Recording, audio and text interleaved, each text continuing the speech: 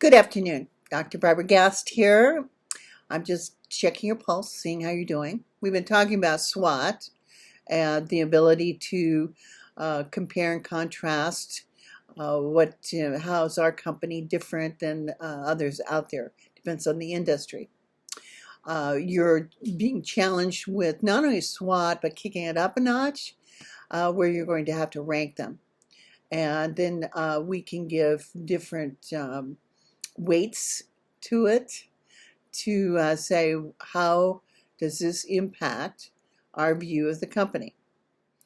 Now we're going to move in week 3.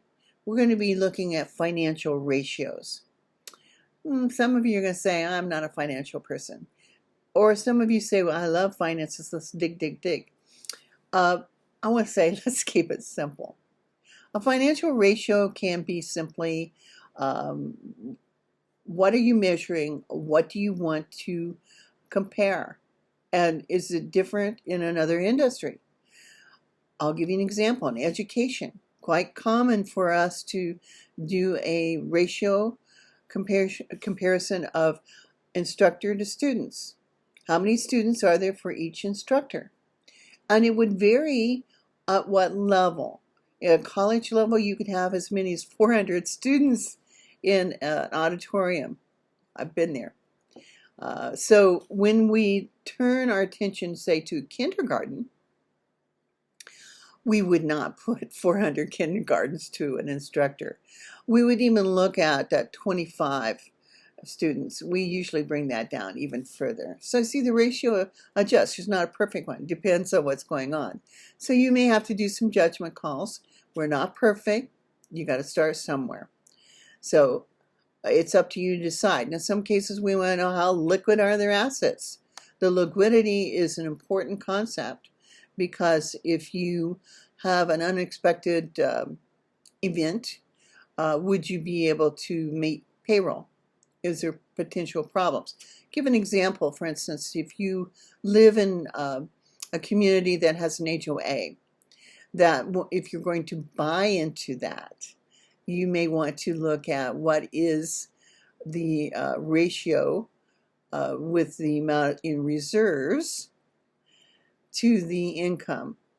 And that's a real problem because many HOAs, especially older ones, can say if something, a plumbing issue, they would not be able to pay the bill and they would have to do a special assessment. See, it's all relative. So some common sense leads into this. The textbook talks about intuitive. You can't simply go by the seat of your pants. That won't work. But we do have some of that in the background. You have to use some common sense in looking at the figures because the figures tell a story. So there are many ways to do comparisons. You have some choices to feed into your spreadsheet. I do insist that you create your visual, whether it's a chart, a figure, whatever you want to call it, that comes out of the Excel spreadsheet from strategyclub.com. You can't create it someplace else. Okay. Keep going strong. I know there's been some bumps along the way. Don't get discouraged.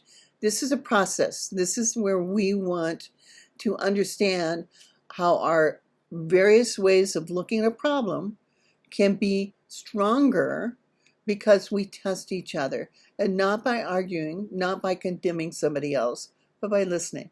So I encourage you to do that. Let me know if you need some help. I'm around. Thanks.